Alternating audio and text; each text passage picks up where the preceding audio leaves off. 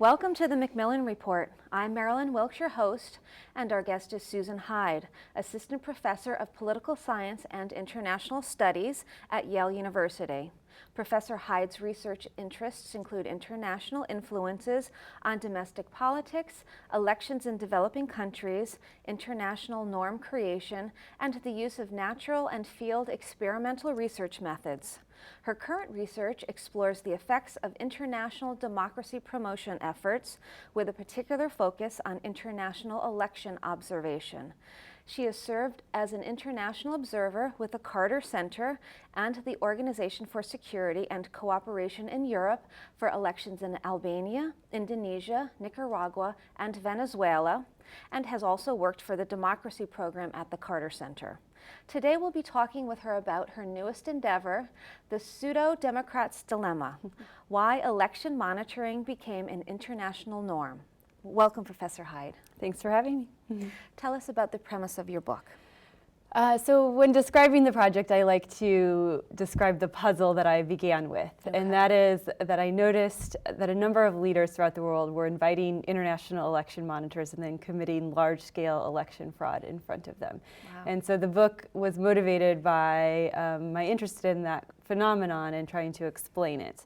But really what the book has become about is why election monitoring became an international norm. Okay. The term pseudo-democrat, is that something you've coined? And what actually is it? I don't think I can claim making up the term. There's a lot of ways in which leaders in the developing world are described, but I use it in the sense that pseudo-democrats are leaders who are willing to hold elections. Their governments are willing to hold elections, maybe even willing to hold democratic elections, but what they're not willing to do is lose and peacefully transfer power to another party. So they're the types of governments throughout the world that engage in election manipulation. Sometimes they engage in what I call strategic manipulation, in which they're trying to steal the elections but not get caught. Okay. And they're very interesting leaders to study, I would say. There are lots of good stories about them. Okay. One of the contributions of your book is your theory of international norm creation. Tell us about it. Okay, so it again was developed to explain election monitoring, but I now think that it applies to other types of international norms. Okay. I think one way to look at international politics is to divide the world into states that are viewed as good types of states and states that are viewed as bad types of states. And my theory basically looks at what happens when the preferences of powerful states change in regard to what types of states they prefer to work with. And so in the 1960s and then really at the end of the Cold War in the late 1980s, many powerful states began promoting democracy and expressing their preference to work with other democratic states. States throughout the developing world responded to this by inviting election monitors. I think they could have done a lot of other things, but they happened to start doing this. And these were governments that were actually democratizing, that were looking for a way to signal their type, that they were one of the good governments committed to democracy to international audiences. And it became a perception that all good types invited election monitors, which meant that if you weren't inviting international election monitors, you must be a bad type, which is why I think the behavior of inviting international election monitors spread to even those governments that are holding fraudulent elections. Okay, so it's kind of... it's pretty dynamic. Yeah. So let's talk some specifics about the countries that you have observed. So my project focuses on the global diffusion of election monitoring, so it's throughout the entire world. But I personally have had the opportunity to travel to 5 different countries to serve as an election monitor with 3 different groups. And so the first place I went was Venezuela during the recall referendum for Hugo Chavez, and the most recent place that I went to is Pakistan for the 2008 elections there.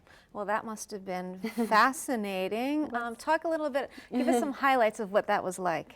Well, that particular case was interesting in part because the security situation was somewhat tenuous. So We weren't really allowed to observe in a lot of the places that I think many people in the delegation would have liked to have gone to, but one of the remarkable things about the election is that despite all of the complaints and the pre-election violence and the complaints that many of the parties had about the preparations for the election, the opposition actually won.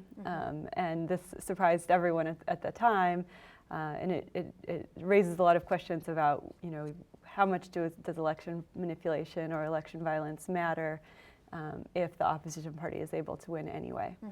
Okay. Let's talk a little bit about the methodology you used in the book. How did you gather the data? So I like to call my approach, as do many people in political science right now, a multi-method approach. So I have the picture of election monitoring since it was first initiated in sovereign states in the early 1960s until the present.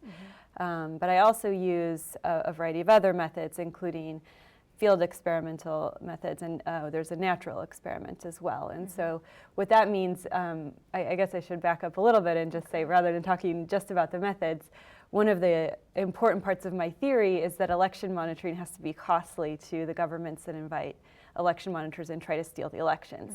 If it doesn't matter to them, then my whole theory falls apart and it doesn't work very well. So very early on I became interested in figuring out how you could prove that election monitors matter to governments that are cheating.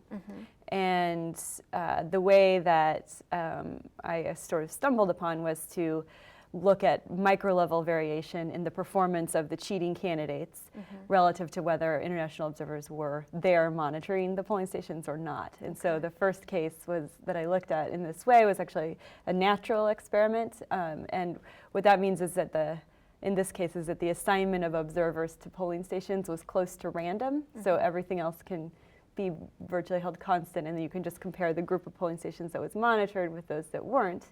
And in this case, the incumbent did 6% worse in the monitored polling stations than in the unmonitored polling stations, implying that he got 6% less or fewer votes than he otherwise would have gotten had he been allowed to, or had he not been internationally monitored in those polling stations. Okay, and what are you doing when you're actually observing? What does that entail? Yeah, so I think it's maybe less interesting than it sounds at first, but there's a variety of types of election monitoring, but what I have done primarily is short-term election monitoring, which is mostly around election day. And then I come in with a bunch of other people a few days before the election, get a sort of crash course in the procedures that are supposed to be happening in that election, in that particular country, in that particular day, problems that have already happened, issues to be looking out for, that sort of thing. So a very intensive training period. Then you're given your assignment and deployed somewhere in the country. So they try to deploy election monitors throughout the country that's being observed. And then during the day before election day, you meet with a lot of party officials and election officials, police, whoever is in the community that might have a stake in the election. So you meet with them the day before. On election day, you basically just go from polling station to polling station with a clipboard, talking to people, filling out a questionnaire that's specific to that country. Are the procedures that are supposed to be taking place actually taking place? And then you call in your findings periodically. If there's any major problems, you're supposed to stay longer and document it. You spend a lot of time talking to voters to see if anything unusual has happened to them, trying, again, to document things that are reported to you. And then usually you end up watching the counting of the votes, which can be sometimes interesting, sometimes quite long and boring of a process. And then you sometimes will follow the ballots through another stage of aggregation. So they're carried up to another level, and you again watch the tabulation process there. Have you been in any countries, have you observed any elections where there has been fraud, and how do you tell that the fraud has been committed? So I haven't seen very much overt fraud with my own eyes. A lot of election monitor reports, I mean, most of them don't say this election was fraudulent, this election was free and fair. They're much more nuanced. And so, for example, in Albania, I didn't see a woman cast her own ballot until well after noon. And that was because they have a common practice there of family voting, where the head of the household, who's always a man, stands in the polling place and casts a ballot for every member of his extended family. And so it's not, I mean, it's a traditional practice, but it's not consistent with having a secret ballot and a democratic election in that sense. So it wasn't a very big deal. I mean, the election overall was otherwise pretty good, but this is a practice that people were quite concerned with. Venezuela, things are very tense there. You spend a lot of time getting yelled at as an international observer in Venezuela, by both sides equally. But, you know, again, you see things that are, you hear a lot more complaints than you actually see. So, you know, so-and-so says that they tried to vote and they were told that they're actually deceased, and so-and-so, you know, there's a million stories like that, and that are harder to document. Okay.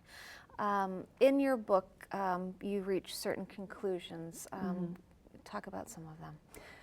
Well, one of my main conclusions, I guess a more general conclusion, is that is related to democracy promotion. So a lot of the talk about democracy promotion is very critical in that democracy promotion is inconsistent. For example, U.S. democracy promotion, we continue to support dictatorship, so therefore a democracy promotion policy must be hypocritical or something like that. And what my project highlights is that that even when other interests are at stake for governments promoting democracy, that some support for democracy can have some unintended effects and give governments the incentive to try to at least act like democracies, if not actually become democratic.